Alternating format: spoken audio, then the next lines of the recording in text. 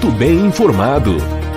Acompanhe diariamente as notícias mais relevantes da Baixada Santista, acessando o site e redes sociais do Diário do Litoral.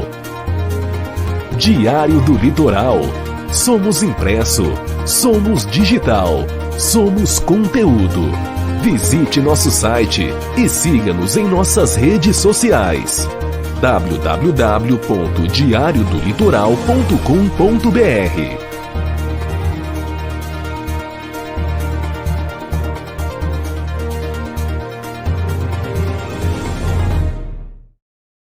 Olá, sejam todos muito bem-vindos, obrigado pelo carinho, obrigado pela grande audiência. Vamos começar aqui o nosso programa Cidades em Debate para toda a Baixada Santista, né? Começando mais um Cidades em Debate e já vamos direto para algumas manchetes de assuntos que serão debatidos hoje no nosso programa. Eventos públicos e privados voltam a ter a totalidade da capacidade de público liberada pela Prefeitura de Santos. Também vamos falar sobre a credibilidade das urnas eletrônicas. Se numa pesquisa cresceu 82%, né? Os brasileiros estão acreditando mais agora no sistema. Bom, hoje é dia 4 de abril, segunda-feira. Hoje comemora-se o Dia do Jipeiro, Dia do Parkinsoniano, Dia do Karatê, Dia da Não Violência, Dia Nacional dos Animais de Rua e Dia Mundial do Rato. O meu boa tarde a toda a Baixada Santista, aos 9 municípios que compõem a nossa região metropolitana. A partir de agora, está no ar o nosso Cidades em Debate pela TV Unisantos, canal 40.1 no aberto e canal 12 da Claro TV, e também pela TV Com Santos, canal 11 da Claro TV e canal 8 da Vivo TV. Bom, vamos ao nosso boletim da Covid na cidade de Santos. O número de internados na rede de saúde de Santos aumentou de 26 para 30 pessoas, uma alta de 15,3%. O número de internados nos leitos de unidade de terapia intensiva voltados para os casos mais graves mantém-se com 10 pessoas, né? Desses, 50% são pessoas de Santos, 10% de São Vicente, também 10% de Praia Grande, 10% de Mongaguá, 10% de Itanhaém e 10% também de outros municípios fora da Baixada Santista. Nesse momento, a taxa geral de ocupação dos 150 leitos disponíveis está em 20%. Entre os 76 leitos de UTI, a ocupação é de 13%. Na rede SUS, é 22% e na rede privada é de 7%. E a gente sempre ressalta esse site, o santos.sp.gov.br/saúde/dados coronavírus, que é o site que traz em tempo real toda a questão da Covid, né? A atualização dos casos de Covid na cidade de Santos e que refletem também para toda a Baixada Santista. Bom, nessa segundona, vamos chamar aqui o nosso querido amigo, o advogado Fábio Varga. Fábio Varga, ele que é advogado na cidade de Santos, sempre conosco aqui também no Cidades em Debate. Seja muito bem-vindo. Tudo bem com você, Fabinho? Tudo bem, Santiago. Obrigado pelo convite mais uma vez de participar no Cidades em Debate. Hoje aí com uma bancada mais que especial. A toda a nossa audiência, uma boa segunda-feira. E vamos começar com o pé direito aí, com toda a força. Tá certo, esse é o Fábio Varga, também conosco a nossa querida Michele Tiziani, né, ela que é advogada na cidade de São Vicente. Doutora Michele, seja bem-vinda, ótima segunda, ótima semana, tudo bem aí? Tudo bom, Santiago? Oi, doutor Fábio, tudo bem? É um prazer estar aqui com vocês nessa segunda-feira maravilhosa. É sempre muito bom estar aqui participando, trazendo um pouquinho de conteúdo e aprendendo também, né? Obrigada pelo convite mais uma vez. É sempre importante aí os comentários também da doutora Michele conosco. Bom, e conosco o nosso querido Flávio Meleiros, né? O Flávio, ele que é vice-presidente aí da fundação da nossa TV Unisantos, né? Conosco aqui. Seja bem-vindo mais uma vez. Quanto tempo, hein, Flavinho? Tudo bem aí? Boa semana. Boa tarde, Santiago, Fábio, Michele e a todos que nos veem e nos ouvem. É uma honra estar aqui. Participar mais uma vez do Cidades em Debate nessa segunda-feira e estamos aí no início do mês de abril e fico muito feliz de estar aqui, de poder discutir, de poder debater os assuntos que você prepara aí com tanto carinho e com a sua competência de sempre, Santiago. Bom, e já vou fazer um anúncio aqui também, viu, Flavinho, que a partir do dia 9 de abril nós teremos o programa aos sábados também, e vai ser voltado mais para entrevistas de literatura, para música, né? Então, eu fico muito feliz aí por esse convite, através do Padre Cláudio, né? Através da reitoria, de fazermos aí o programa também, agora o Cidades em Debate, que eu acho que vai ter até um outro nome, mas um sabadão, alguma coisa assim, né? Que a gente vai poder também trazer os nossos valores da Baixada aí, né? Eu fico muito agradecido pelo convite também, viu, Flavinho? Manda esse recado a toda legal. a reitoria. Você tem ido bem, é um programa que vai ser mais leve, né? Mais leve, mais voltado para o lado assim do conhecimento, da parte introspectiva, da cultura mesmo. Acho que tem tudo para ser um sucesso aí, e mais um programa regional à disposição do nosso telespectador aqui da Baixada e de toda a região. Tá certo. Bom, já vamos começar aqui o nosso debate de hoje. Vamos trazer o nosso primeiro assunto. E lembrando que daqui a pouquinho teremos a visita do secretário de Finanças da cidade de Santos, o Adriano Leocádio. E ele vai trazer, acho que, algumas novidades ainda. Daqui a pouco a gente vai tentar o contato com ele para ver se ele consegue entrar ainda com a gente aqui na segunda pauta. Bom, tem aqui uma notícia que já começou a marcar, né? Porque a gente já sente aquele volta à normalidade. Os eventos públicos e privados voltaram a ter totalidade de capacidade de público, que foi liberada pela Prefeitura de Santos, já começou nesse último fim de semana. A medida foi anunciada pelo prefeito Rogério Santos na tarde da última quarta-feira, dia 30, né, na semana passada. E a ação é justificada pelos bons números relativos à pandemia de Covid em Santos. No momento, a taxa geral de ocupação dos 150 leitos, né, disponíveis para os casos da doença, está na faixa de 17%. E mais de 1 milhão de doses de vacina já foram aplicadas, né? Apesar da liberação, segue orientação para que as pessoas mantenham a vacinação em dia, no caso de aglomeração, e que usem máscaras também. Inclusive, tivemos aqui o Adriano Catapreta, semana passada, o secretário de Saúde da cidade de Santos, e ele comentou conosco aqui a importância, né, de se manter aquele ritual do álcool em gel, de lavar as mãos, de ter todo aquele cuidado quando entra em casa, de evitar ainda aglomerações. Claro que não precisamos mais da máscara em lugares abertos, né? Mas respeitando sempre aquilo que foi passado para a gente já nos últimos 2 anos. A gente vê que isso aqui é uma grande notícia, né, ô Fabinho? Como é que você vê isso aí? Muito boa notícia, né, Santiago? Um alívio depois de tanto tempo, de tanto sofrimento da população mundial, com uma pandemia, com uma situação absolutamente atípica que nunca tínhamos enfrentado, o mundo todo pego de surpresa. Quer dizer, e depois de todas essas fases, a gente vai chegando ao que se chama normalidade, né? E um alívio muito grande, o que comprova também que a vacina teve uma importância tremenda nesse processo todo, e os números foram caindo vertiginosamente, quer dizer, comprovação de que as vacinas não curam, mas ela mitigou esse impacto, e hoje é possível a gente estar em alguns lugares agora sem a necessidade da máscara.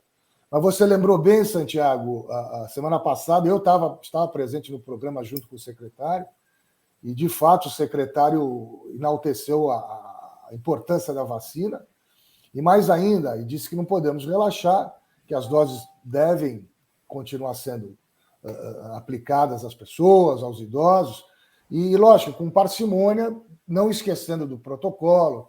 Tanto é que em alguns lugares ainda a máscara, há necessidade do uso da máscara, como, por exemplo, os hospitais, né, e tal.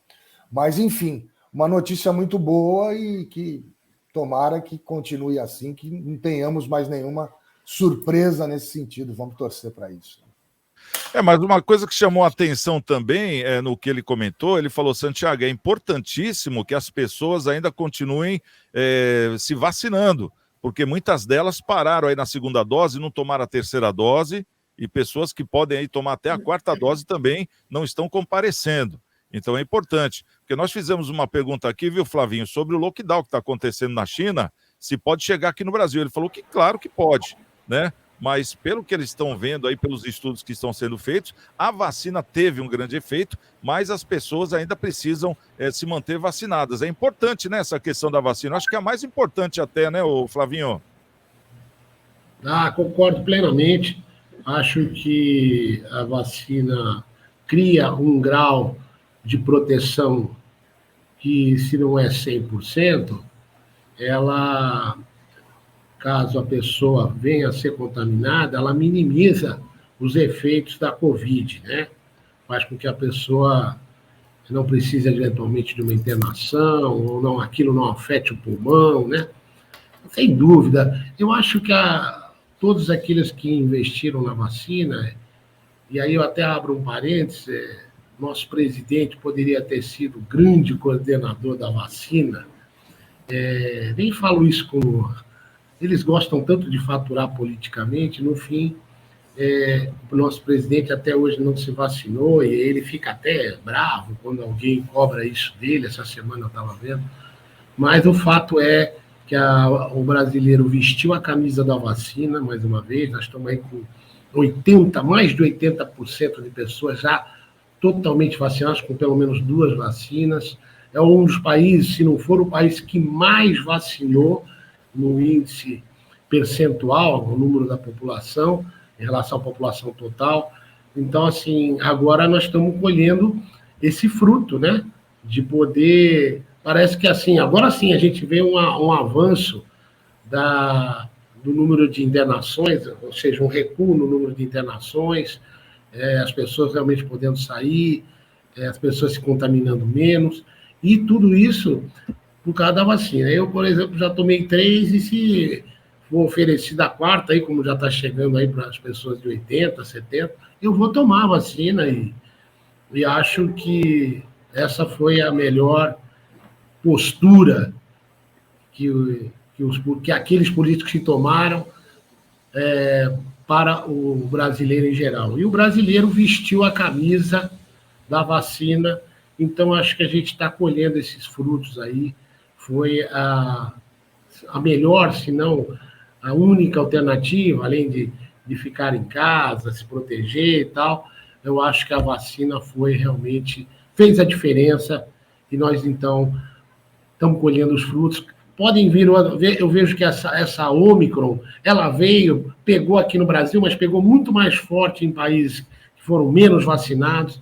Então, eu acho que nós vamos seguir vacinando, e vamos seguir evoluindo no sentido de minimizar cada vez mais os efeitos da Covid-19. É isso. Ô, doutora Michele, você acha que já dá para arriscar, por exemplo, de pegar aí não sei qual é o seu gosto musical, mas de pegar um show de pagode, pegar um show de MPB, já aglomerar aí no meio do povão? Você já arriscaria isso, ou você ainda está meio traumatizada, como a maioria das pessoas que a gente conversa? Bom, Santiago, eu sempre falo que o Covid, ele mata, né? Mas a economia também mata. Então, as pessoas ficam aí precisando de trabalho, precisando trabalhar, enfim, né? Com o fechamento do lockdown e da pandemia das empresas, muitas pessoas perderam os seus trabalhos e complicou a vida de todo mundo, né? Então, a economia também mata. Mas eu concordo com a abertura das empresas, com a volta aí, né, da economia, até para que as pessoas possam ter o seu trabalho de volta, serem recontratadas, e que o empresário possa vir ganhar o dinheiro e pagar as suas dívidas, né, porque muitas empresas faliram também. Então, eu concordo, sim, com a abertura do comércio, com a volta da economia em si. Mas eu ainda não concordo com as aglomerações que muitas vezes... é desnecessário. Por exemplo, essa festinha que você colocou aí agora, né, esse show. A gente sabe que o show também tem o empresário do show, mas assim, é complicado, é muito preocupante ainda. Eu acho que não há necessidade de carnaval. Então, algumas coisas, olha, eu acho que isso aí não é necessário. As pessoas não precisam frequentar um local com tanta gente.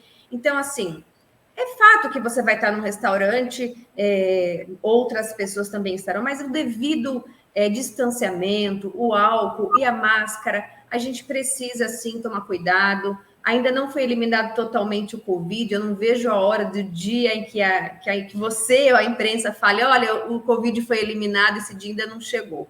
Então, assim, é importante que as pessoas tomem cuidado e evitem, sim, essas aglomerações. Mas eu sou a favor de voltar, sim, que as empresas voltem a funcionar, que a gente volte aí a abrir os comércios, as escolas, principalmente. Acho que a escola é importante e o carnaval não é importante. Então, a gente tem que ter aí a consciência, cada pessoa tem que ter a sua consciência. Eu não iria no show de pagode, não participaria do carnaval. Eu tenho receio embora eu tenha tomado todas as vacinas, a gente ainda tem que ter um certo cuidado. Já visto que já anunciamos também que o carnaval aqui na cidade de Santos foi cancelado, né? Foi conversado aí a prefeitura junto com a Liga das Escolas de Samba e chegaram num consenso que não deva ter o carnaval, mesmo com toda essa liberação, né? Diferente aí de São Paulo, do Rio de Janeiro. Bom, mas pelo menos é o que a doutora Michele está falando, é o que Santos adotou, né? Então a gente fica aqui realmente esperando para ver o que vai acontecer daqui para frente e torcendo para que bons ventos levem embora aí essa Covid de vez. Essa que é a grande verdade. Bom, vamos trazer aqui o nosso querido secretário da cidade de Santos, o Leocádio, né? O Adriano Leocádio. Eu quero dar até uma boa tarde aqui. Boa tarde, Adriano, tudo bem com você? Seja muito bem-vindo. Você que sempre está aqui conosco no programa, né? E sempre trazendo novidades importantes. Seja muito bem-vindo. Como é que você está? Começo de semana, muito trabalho já ou não? Bastante, né? Bastante. Desde cedo, né? A gente começa a trabalhar cedo, termina tarde, todo santo dia, graças a Deus. Queria agradecer aí a oportunidade, mais uma vez, da gente tá conversando com vocês, falando sobre os assuntos mais importantes, né, para a cidade do ponto de vista financeiro. Queria agradecer pela oportunidade que vocês nos dão. E estou à disposição aí para a gente conversar, tirar as dúvidas dos convidados e tudo que for necessário. Tá certo, e a gente já começa aqui, já vamos começar conversando sobre o contribuinte de Santos, segundo informações, que agora pode pagar os tributos que estão em atraso, sem custas de ação judicial, porque tem até uma pesquisa, acho que nós devemos falar sobre isso ainda hoje no programa ou no programa de amanhã, sobre as pessoas que estão, parece que mais endividadas do que estavam antes, né?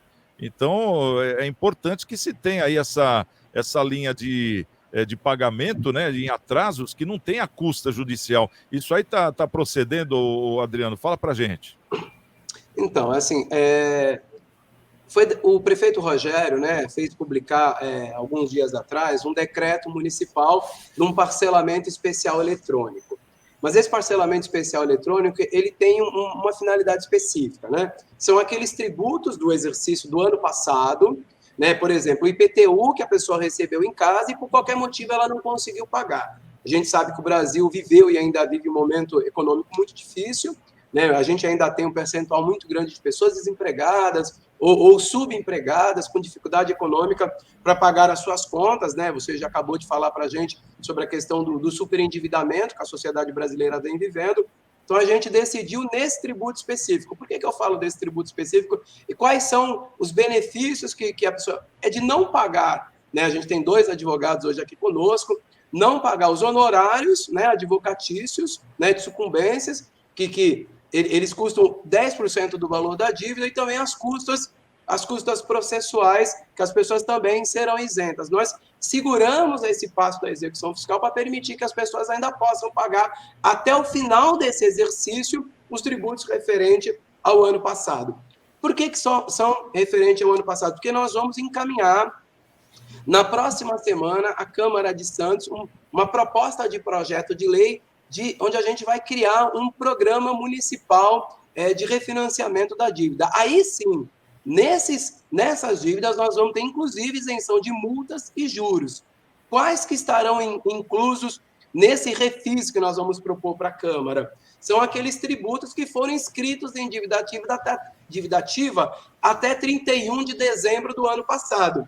Portanto, os tributos do ano passado não estarão amparados no refis. Então, nos antecipando a isso, a gente permitiu que a pessoa parcelasse sem ter esse adicional de custo de honorários e também das custas. Então, a gente está criando alternativas para que o contribuinte possa pagar o seu imposto, né, vamos dizer assim, dentro das nossas possibilidades, considerando também a lei de responsabilidade fiscal e todas as nossas responsabilidades administrativas e legais, para que o contribuinte possa arcar com sua obrigação legal, né?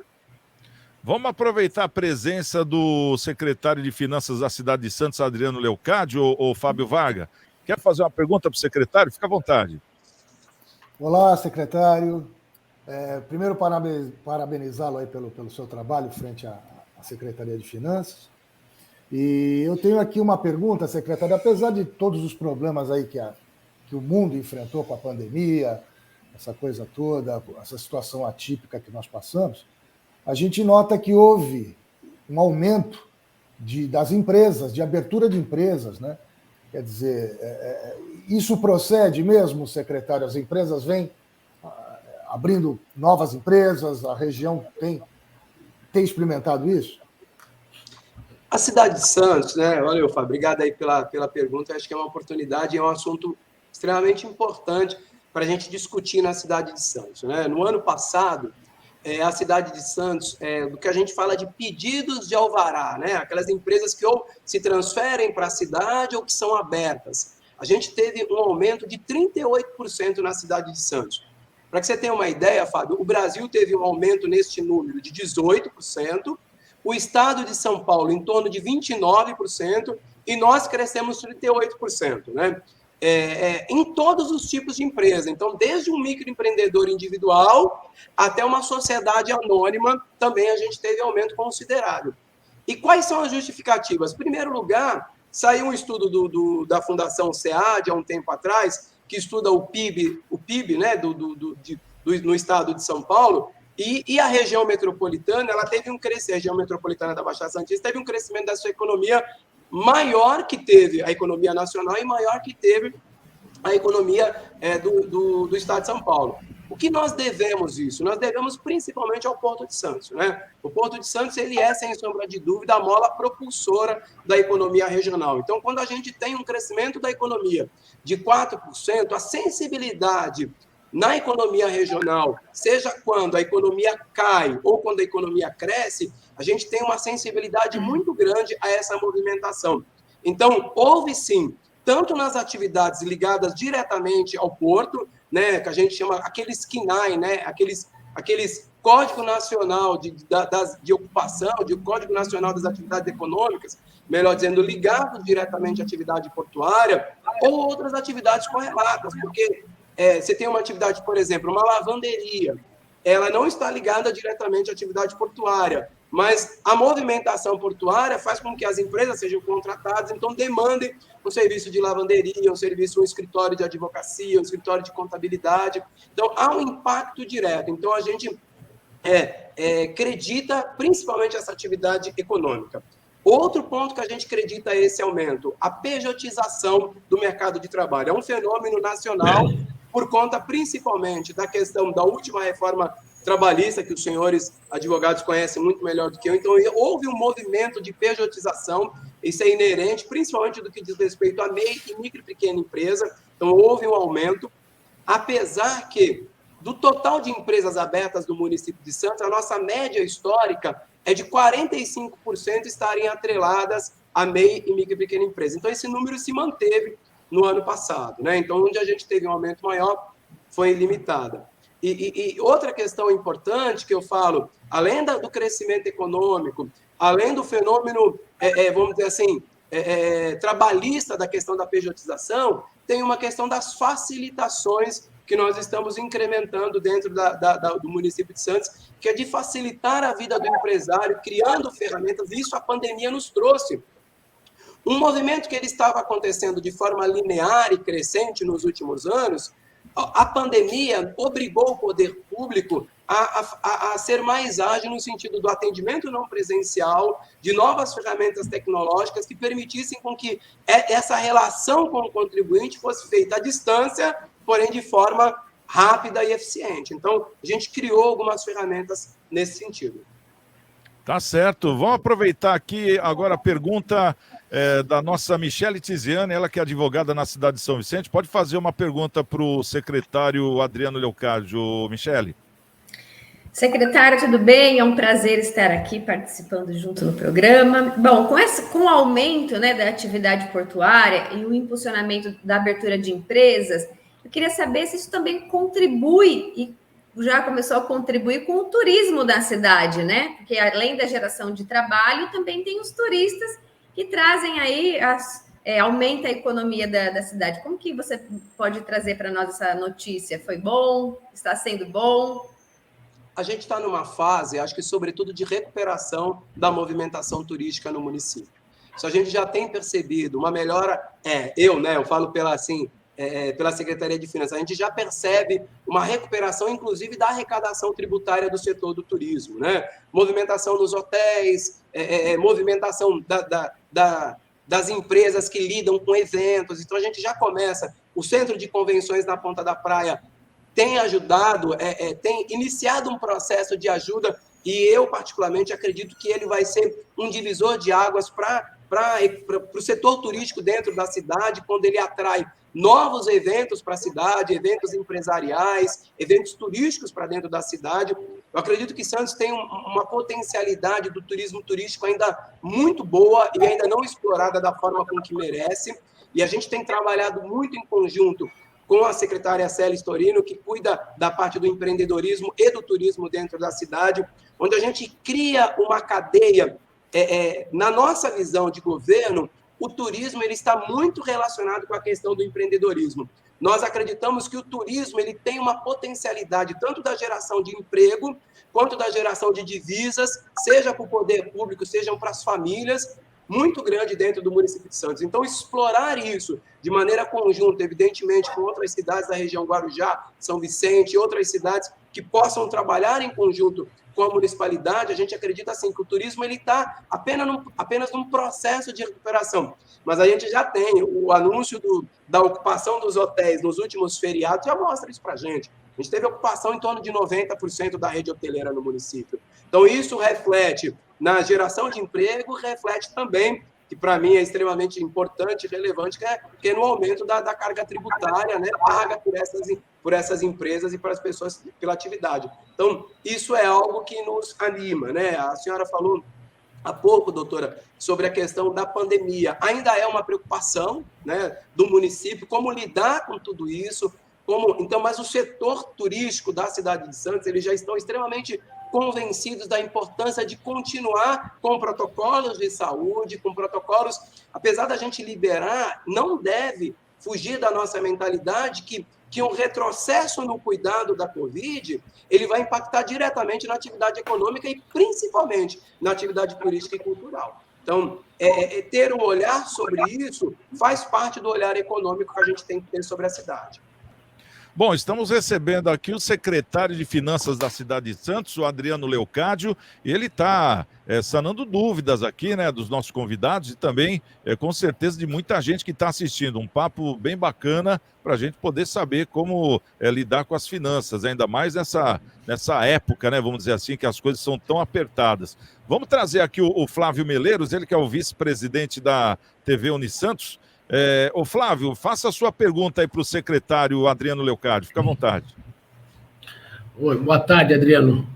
Eu queria saber, no que diz respeito à internet, você até comentou no início da sua fala que está viabilizando formas de pagar, por exemplo, o IPTU atrasado do ano passado, de internet, com menos despesas, sem a despesa de honorários e também outros tributos, outros agregados ao IPTU.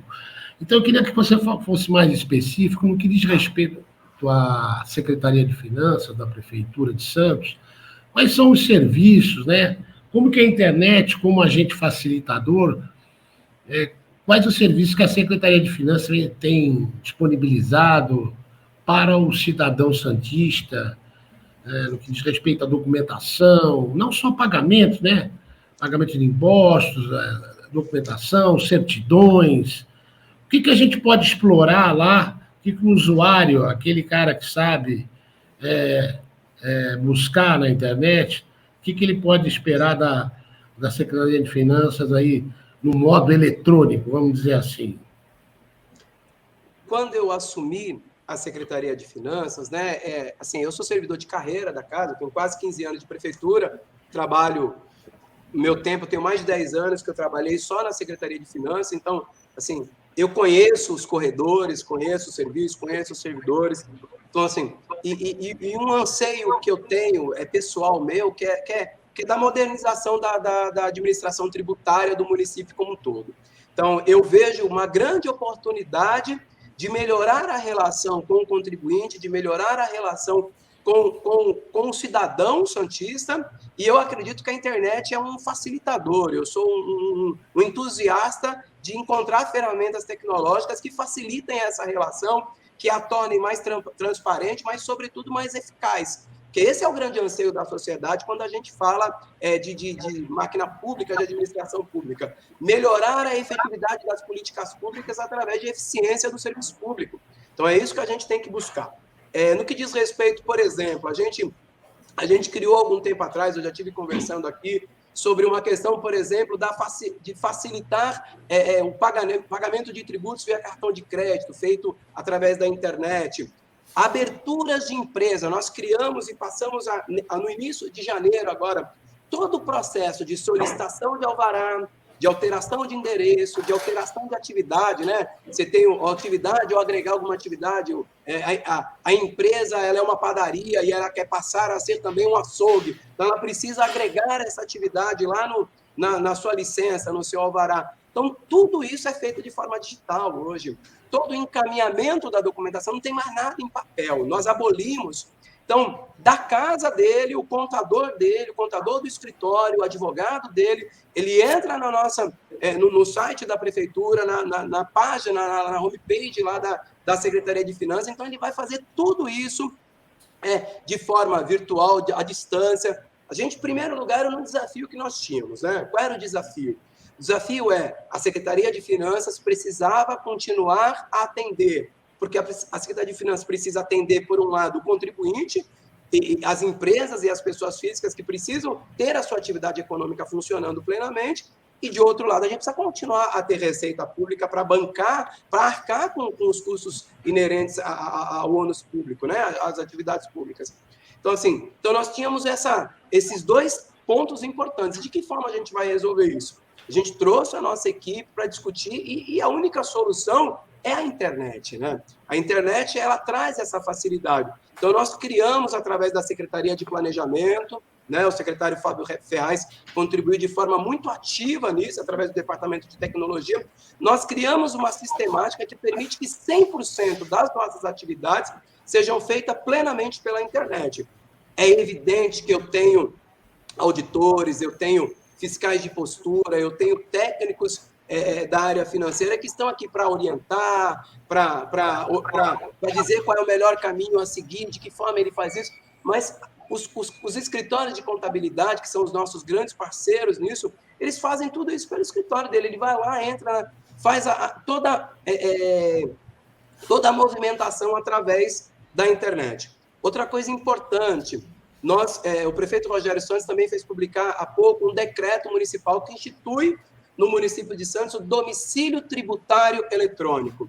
Essa é uma inovação do ponto de vista do município, né? A gente tem, inclusive, espalhado isso no estado de São Paulo inteiro, através da Associação da Secretaria de Finanças que eu presido. Então, vários municípios têm feito essa estratégia, onde as pessoas físicas de forma voluntária, as pessoas jurídicas de forma obrigatória, até 90 dias, vai terminar no dia 12 de junho o prazo, eles vão aderir ao domicílio tributário eletrônico. Ela vai indicar um endereço eletrônico que vai ser o nosso ponto focal de comunicação.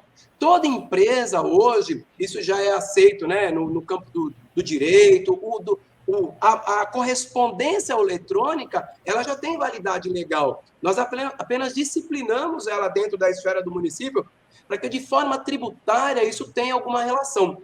Tanto na questão das notificações tributárias, das informações tributárias, é um canal de comunicação que ele vai ter a efetividade necessária e, sobretudo, vai ter a validade jurídica legal dessa relação. Então, o domicílio tributário eletrônico, alinhado às ferramentas tecnológicas de pagamentos de tributos, que hoje em dia você faz tudo pela internet, emissão de boleto, pagamento com cartão de crédito, e também aberturas de empresa, a solicitação de alvarás, né, ou de alteração de atividade, ou de alteração de endereço, ser feita também de forma eletrônica e digital. Então, é um mantra meu aqui dentro da Secretaria, com todos os nossos colaboradores, de que nós temos a obrigação de encontrar alternativas que facilitem a vida do contribuinte. Nós estamos aqui para facilitar, nós não somos agente para dificultar nada. Eu entendo, para encerrar essa minha fala, eu entendo que o poder público tem a obrigação de prestar um serviço adequado ao contribuinte e ao cidadão.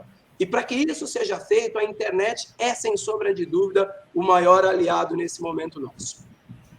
E aí, no caso, só para encerrar, secretário, como a pessoa faz para entrar, por exemplo, pela internet, aí na Secretaria de Finanças? É pelo site da Prefeitura mesmo? Isso, está tudo lá no portal da Prefeitura, o www.santos.sp.gov.br. Você vai lá, você vai localizar secretarias, vai ter lá finanças, né? E nesse link vai ter um link chamado protocolo lá. Ele vai clicar no link protocolo, ali ele vai inserir toda a documentação que ele quer, né? No caso do ETE, eu não falei uma coisa que eu acho importante falar.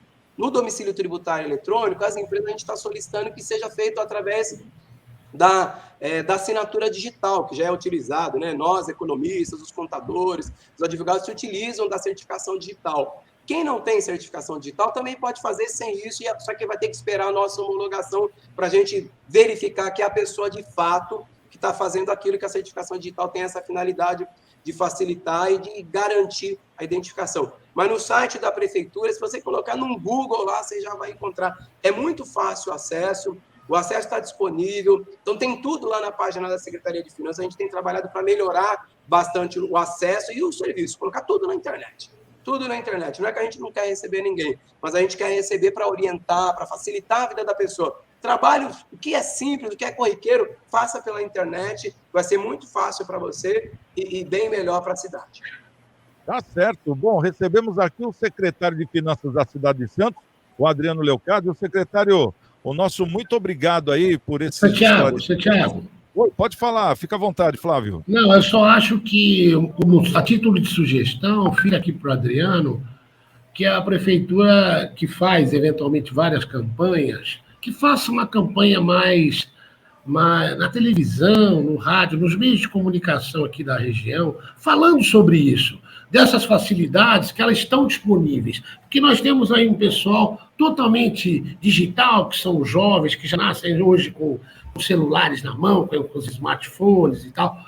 Mas temos também todo aquele pessoal que viveu 30, 40 anos sem internet, pessoal que tem mais idade, mas que tem curiosidade e que quer saber, tem alguma dificuldade. Então, uma campanha, nesse sentido, seria muito bom, seria muito importante. Eu acho que você tem que divulgar isso da sua secretaria, da prefeitura, o que está disponível, porque tem muita gente para a gente poder, para que vocês abranjam o maior número de pessoas possíveis na nossa cidade, para que a gente também avance nessa situação de digitalização, de usuários que sabem usar seus smartphones, seus notebooks, seus computadores, com relação aos acessos e aos serviços todos que estão aí disponíveis. Uma campanha, assim, uma campanha massiva na região. Essa é a minha sugestão. Não, obrigado. Agradeço, acolho a sugestão, vou conversar com o pessoal da diretoria de comunicação aqui da Prefeitura. Acho que você está certo. A gente tem que utilizar, inclusive, de outras mídias para a gente se comunicar mais efetivamente com o nosso contribuinte. Isso é fundamental, né? A cidadania fiscal, a cidadania digital, ela passa necessariamente por uma comunicação assertiva e efetiva, né? Obrigado aí pela dica, tenha certeza que eu vou acolhê-la. Muito obrigado. Tá certo. Muito obrigado pela presença, hein, secretário? Estamos à disposição. Te agradeço então pela oportunidade. O secretário de Finanças da cidade de Santos, o Adriano Leocádio, que sanou bastante dúvidas aqui, né? É importante a gente ter aí a participação das secretarias. E essa pergunta que você fez para ele, viu, Flavinha, é muito pertinente, porque ele está falando da secretaria dele, mas imagine quantas outras secretarias não tem, que já tem esse tipo de serviço, né? Que facilita. Que nem ele falou, não é que a gente não quer receber a pessoa aqui, mas é que, fica muito mais fácil. Eu não precisar sair de casa e resolver meu problema em casa, nem eu vou querer ir lá, né? Essa que é a verdade, né? Nem eu, Flavinho. E o ponto crucial, Santiago, que me parece que o secretário falou, é justamente isso, é facilitar, né, Flávio, a vida das pessoas. Quer dizer, quanto mais facilitar, mais fácil o progresso dentro da região, que você... Porque nós estamos acostumados sempre a uma coisa da burocratização, da dificuldade nos órgãos públicos, né? Então nós temos que mudar essa realidade, esquecer esse passado que para você fazer qualquer coisa era um verdadeiro calvário. Então, quanto mais hoje facilitar, me parece que é o ponto nevrálgico da questão para que a nossa região possa doutora, a doutora Michele mais, né? também pode falar muito bem disso, né? Porque antigamente o processo ele ficava ali embaixo da pilha, aí quando ele estava chegando em cima, aí o cara pegava e punha embaixo de novo, né? Hoje não tem mais isso, tem que resolver o problema, né, doutora? Exatamente, eu acredito que a tecnologia, o avanço da tecnologia contribui muito, né, com todas as áreas, embora tenha alguns riscos, mas ela veio para contribuir, sim, com tudo, né? Tirar aí as burocracias e facilitar a vida do cidadão, dos advogados, né, doutor? Então, eu acredito que realmente o Flávio tem razão, tem mesmo que divulgar para que as pessoas possam ter acesso. Saber. E ainda mais com a pandemia, a gente não precisar aglomerar e lá pegar as filas, né, na prefeitura, aí no caso, a gente no fórum. É muito importante, sim, que tenha essa divulgação. E, né, doutora, para nós aí, Santiago, particularmente para os advogados, imagina você, antes da digitalização, entrava um cliente no escritório com um problema em Araçatuba, por exemplo, você tinha que ir até Araçatuba. Hoje, no computador, você tem acesso aos autos. Facilita os dois lados, né? Facilita os dois lados, essa que é a verdade. Bom, bacana. Bom, esse é o nosso programa Cidades em Debate, está aqui passando no rodapé da tela as nossas redes sociais. Eu convido você a fazer parte das nossas redes sociais. Temos lá no Facebook, inclusive, muito legal, porque no Facebook a gente sempre posta uma matéria do dia, né? Então, se você sempre fica sabendo uma das pautas aí do programa para poder já se ambientar. E também pode seguir a nossa página, né? Um prazer tê-lo aqui. Também pode curtir a nossa página, enfim. Tem lá no YouTube, o Cidades em Debate no YouTube, onde você tem o programa de hoje, muitos outros arquivados, inclusive aquelas pílulazinhas, que o pessoal gosta muito. E também temos no nosso Instagram, aí tem que pôr um programa na frente. No Instagram é Programa Cidades em Debate, tá certo? Então, convido a todos a serem um dos nossos seguidores. Bacana. Bom, vamos trazer aqui uma matéria que chama atenção, porque essa matéria, eu acho que já há muito tempo vem chamando a atenção, a questão das urnas eletrônicas, né? E a gente hoje anuncia aqui que a credibilidade das urnas eletrônicas cresceu. 82% dos brasileiros acreditam no sistema. É o que revela uma pesquisa feita pelo Instituto Datafolha, que ouviu cerca de 2.500 pessoas em 181 municípios. O resultado é dividido entre os que confiam muito no sistema, quase metade da população, 47%, e os que confiam pouco, que representam 35% dos entrevistados. Em 2020, a taxa de confiança era 69%, sendo que 33% confiava muito. Além disso, os jovens entre 16 e 24 anos representam a maioria dos que confiam na tecnologia atual, sendo 87% dos que apoiam o sistema. Por outro lado, o Exército Brasileiro encaminhou ao TSE propostas para aperfeiçoamento nas urnas eletrônicas, com 80 interpelações que estão sendo analisadas pelo TSE, que não disponibilizou ao público, né, essa lista, pois segue em segredo de justiça. Quando a gente fala essa palavra segredo de justiça, eu acho que a transparência vai embora junto, não é assim não, Flavinho? Olha, eu acho que... discordo um pouco, eu vou divergir um pouquinho aí de você, porque eu acho que o segredo de justiça faz parte do processo, do meio jurídico, entendeu? Que existe entre juízes, os interessados, né, os processados, os advogados, entendeu? Isso não pode servir para esconder, né, uma situação real. Mas é que, às vezes, a divulgação de alguns fatos e essa multiplicação de uma forma fora do contexto pode causar problemas até mesmo ao processo, né? Muitas vezes um jornalista, hoje não precisa mais ser jornalista, uma pessoa que fica sabendo de um fato e que está, vamos dizer assim, fora do contexto, está só pela metade, só um pedacinho, ela joga isso como uma notícia, como uma verdade em uma rede social, e jornalista, às vezes, joga isso no jornal, numa mídia estabelecida, e causa danos a terceiros, causam a pessoa, todo mundo julga isso, e quando você vai olhar lá dentro do processo, você vê que não é bem assim, né? Já aconteceu fatos assim, que foram divulgados, porque o processo era de conhecimento público, e as pessoas julgam, criticam, enfim. Eu acho que essa questão, inclusive no começo do programa, o advogado Fábio, ele falou que foi até um pedido, talvez, até do próprio interessado, o Exército, né?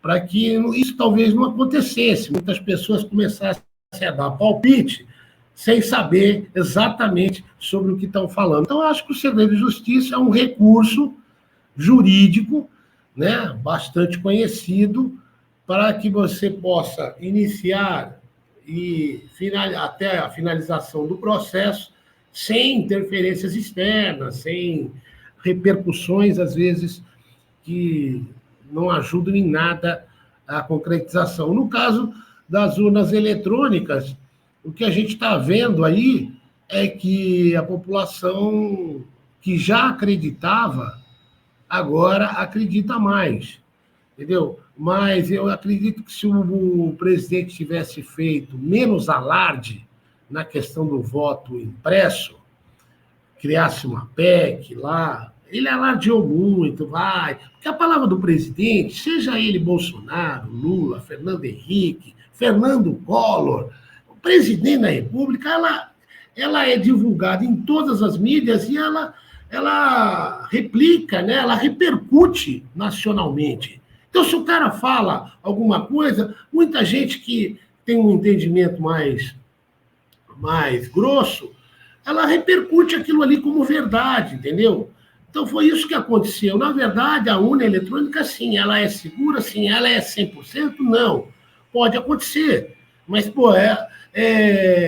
não é isso. Veja bem, o Bolsonaro foi eleito por urnas eletrônicas, assim como outros presidentes de esquerda, de centro. Enfim, desde 94 para cá, a gente vem usando a urna eletrônica. Eu acho um avanço incrível, entendeu? A gente fica sabendo rapidamente do resultado, seja do que for, presidente, vereador. Então, assim, não tem porquê. Agora, o processo que o presidente colocou era para colocar impresso, né, diretamente, jogar na urna e tal. E aí, se você pedisse recontagem de votos, você chama lá pessoas, novamente, como tinha antigamente aquelas juntas apuradoras com milhões de pessoas no ginásio lá, próximo ao fórum, entendeu?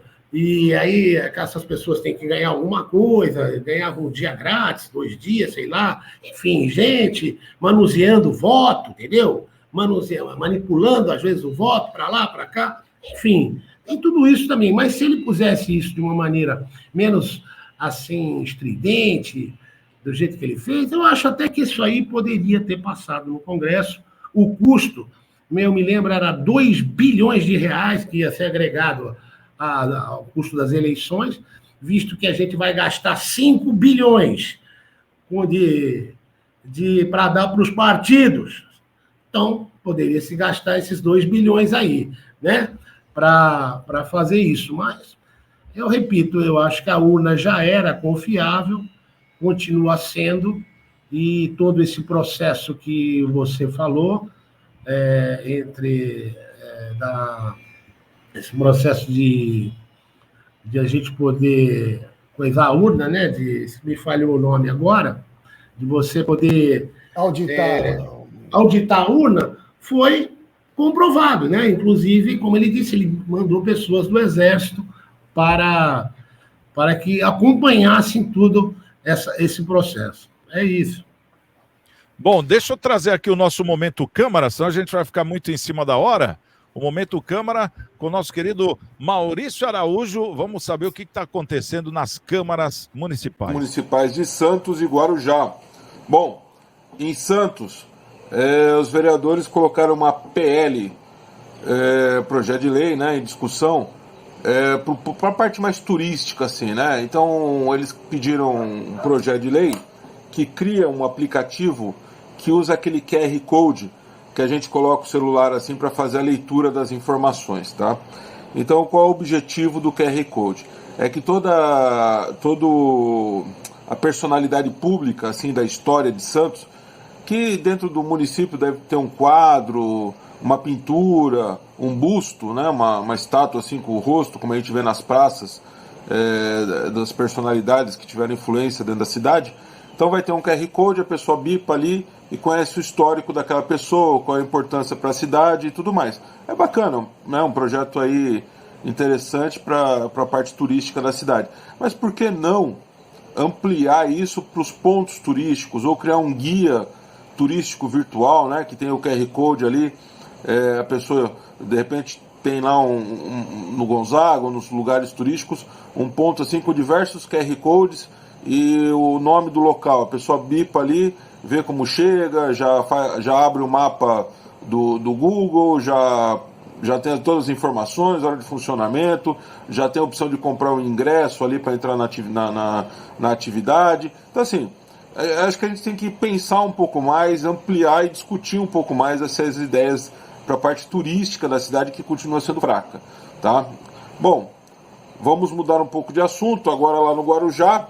Uma Câmara Municipal encaminhou um requerimento para o Executivo questionando por que a Secretaria de Habitação fez um contrato de R$5.797.000 para uma empresa fazer um projeto executivo, né? Então, projeto de urbanização, 5 milhões para fazer um projeto de urbanização.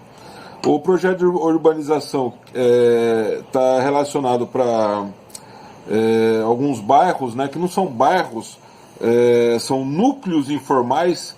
O que são núcleos informais? A área de invasão, né? Então vão gastar dinheiro lá para urbanizar a área de invasão. Vamos lá ver o que vai dar nisso, né?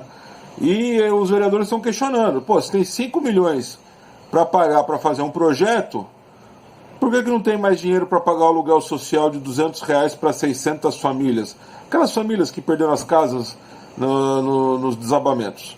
Bom, esse é o questionamento. É isso aí, Santiago, um abraço. Tá aí, questionamentos, né? É para isso que o Maurício está aqui com a gente, para ele levantar o que está acontecendo aí nas câmaras, para a gente poder opinar. Em Santos, PL que cria um QR Code para que todos os personagens públicos da cidade sejam conhecidos, né? Seja conhecida a sua história. Ô Fabinho, você acha que precisa de um projeto de lei para isso? A tendência já tomaria conta? Eu achei a ideia muito interessante, na verdade. Não sei se haveria necessidade do projeto de lei, alguém poderia já ter pensado nisso sem, forçosamente, por intermédio do projeto de lei, porque é interessantíssimo, né? Santos é uma cidade histórica, um centro maravilhoso, com muita história. Maravilhoso no sentido histórico, né? Muita coisa aconteceu aqui em Santos. Então, interessante isso até para a própria população. Nós já comentamos uma vez aqui no teu programa, Santiago, que muita gente, muitos santistas, passam por monumentos, por determinados locais e não fazem a menor ideia do que aconteceu ali no século passado, há muito tempo atrás, quer dizer, sem ter o mínimo conhecimento da história. E esse é um facilitador, essa tecnologia seria interessante. Imagina o turista chegando aqui, vendo um monumento. Eu achei bastante interessante essa ideia, gostei muito, até para a própria população santista, que, como eu disse, muitas vezes não sabe qual o significado daquele monumento, ou daquele lugar, ou daquela praça, ou daquela construção. Muito bacana. Fim de semana, não esse, né? Estamos na segunda-feira, um fim de semana retrasado, né? Eu peguei a dona Naí e fui andar de bonde, né? Para saber um pouquinho da história da cidade. Eu vi. Mudou alguma coisa, né? Para saber se mudou alguma coisa, né? Mas sabe o que é interessante? Porque foi a reinauguração do outeiro de Santa Catarina. Aí, né? Lugar maravilhoso. E olha, tá lindíssimo. Então vale aqui, eu deixo aqui o meu depoimento, que vale muito a pena e quer dizer, você poder estar usufruindo, né, da sua cidade, de toda essa história que, onde você para e exala a história, né, uma coisa impressionante, é muito gostoso. Imagino a doutora Michele em São Vicente também, né, doutora? Também, Ô, né? doutora, fala pra gente aqui do outro assunto, senão não vai dar tempo. A Câmara do Guarujá questionando o Executivo sobre contrato para uma empresa. Essa empresa foi contratada por mais de 5 milhões para fazer aí um projeto de urbanização e, ao mesmo tempo, negou aí R$200 para aluguel aí da turma. Como é que você vê isso? Olha, eu acho importante a urbanização, né? A evolução da cidade. Tudo que é bom para a cidade é importante, né? Tudo que vem melhorar a vida do cidadão. Agora, um valor desse, me desculpa, né? É uma vergonha isso. A gente, todos os dias, a gente escuta uma notícia vergonhosa dessa. Esse valor é um absurdo, poderia ter sido usado até para urbanização, né? Um projeto tão caro desse.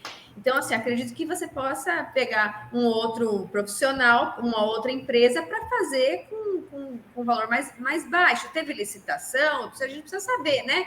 Se teve licitação para contratar essa empresa, se tiveram outras empresas com valores menores. Então, tudo isso tem que ser investigado, sim, porque realmente é um absurdo, um valor tão alto para um projeto que se a gente não sabe se efetivamente vai ser concretizado.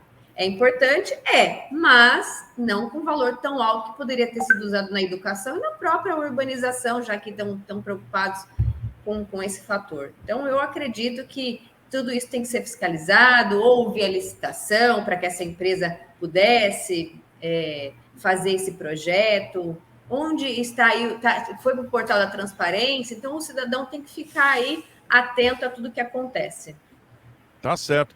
Ô Flavinho, 1 minuto para você escolher um dos dois assuntos, ou a criação do QR Code para os personagens públicos da cidade de Santos, para que seja contada a história dele, ou aí do Guarujá, essa questão do contrato, essa contratação da empresa de projeto de urbanização por mais de 5 milhões.